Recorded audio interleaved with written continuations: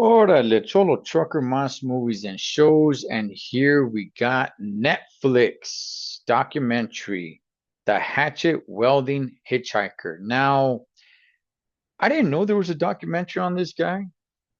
Kai is what they call him. Um, I remember when this happened. I remember listening to it on the radio, the smash, smash, smash, right? I remember that. But I'm not like a huge social media junkie. So, I'm not really that in tune on what's going on out there in the whole social media world. But I guess this guy became like a huge sensation. And I remember hearing that on the radio because he had saved some lady with a hatchet. Some guy started attacking her, and this guy Kai went up to him and hit him with the hatchet three times. Just smash, smash, smash, right? He's a homeless guy. He's a homeless guy. He's young. Um, and people just kind of fell in love with the guy because he was being interviewed and they just liked his character, man. They just liked, he seemed like a good, nice guy. And it was like, hey, you know what, man? Like, this is a good dude. And watching the documentary, like I said, I didn't know there was a documentary. It just happened to go across my Netflix feed. I'm like, okay, I remember this happening. Let me check it out, man. And as I was watching it, I didn't know a lot of these things. I didn't know he got to become so big where he made it on the Jimmy Kimmel show. Like they were really trying to track this guy down. He's homeless, so it's not like they could have gone to his place of residence or call him or anything of that sort. There for a long time, they were trying to track this guy down because there was a lot of opportunities for him. People wanted him. People wanted to get him on the show. People wanted to interview him. People, fell in love with this guy, man. And personally, I didn't know all that, right? Um, but yeah, man, people just love this guy and they wanted more from this guy named Kai. So, and that's basically all they really knew about him. So eventually, they ended up tracking him down, right? Um, they want to get him on the Jimmy Kimmel show. They want to do a reality show with this guy, and slowly the people that were tracking him down and everything, they started realizing that, yeah, there's something wrong with this character. He can't, he just can't, he can't cope in life, right? They start realizing, okay, the good smiling guy that we saw on the camera and everything, yeah, that may be part of him, but then there's another part of him where you just can't deal with. When they took him to the hotel and he just starts taking a leak in public, when they're telling him like, hey, we need you just to calm down a little bit, just chillax. And, he's drinking a lot and, just so many things, man, where it's like somebody needs to keep babysitting this guy. He can't really be in public areas without, making a fool of himself and the ones that, that are there with him, right? Trying to get this guy on shows and whatever it may be. And there was this idea to, hey, let's give this guy a reality show. And at some point, they're kind of figuring out like there is no way we can do a reality show with this guy. Yes, yes, the country loves him because they saw that interview right after he saved that woman. And they just think, hey, man, this is just some innocent, sweet guy who just probably fell on hard times. And that's about it. But they start realizing, like, yeah, no, there's something else wrong with this character, man. And, he starts burning bridges. He had a lot of opportunities going for him, and he started burning bridges.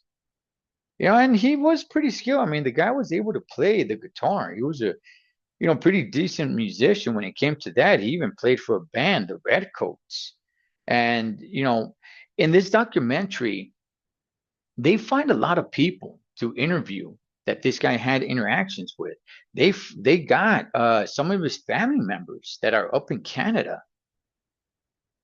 They got the news reporter that first interviewed him there at the scene where he saved that woman, where he became like this superstar for a while. They got the band member from the Redcoats, where he told his story, like, whoa, wait a second. So you're the one that got that dude high, and then you went and you saved that woman, but you're the one that got him intoxicated like that. Like there's a lot of things. This, like I said, as fast as this guy came on the radio, where I was made aware of him, is as fast as I kind of forgot. Like, okay, they mentioned him on the radio, and that was about it. I didn't know. I don't watch Jimmy Kimmel, so I got no idea. But on top of all that, he made his way to the East Coast where he had an incident where this guy is serving time right now. He is serving time for murder. Um, Now, the story that he told on why he killed the person he killed, to a certain degree, I actually somewhat believe it to a certain degree. I don't want to kill it for anybody in case anybody doesn't know what happened. Um, to a certain degree, I kind of believe his story. Like I said, to a certain degree, there's a couple of things right there where it's just like, yeah, I mean, come on. You went back to that. But at the same time, I'm like, well, wait a second. This guy's a judge, and he just picks up a homeless guy just to take him back to his house. Like, oh, because he's a nice guy. He just wants to help someone out. Like, no, no, no. So I do believe Kai's story to a certain degree. The fact that he left and then he came back knowing what had happened to him to go stay there again, I'm kind of like, I don't know, guy. You kind of asked for it at that point.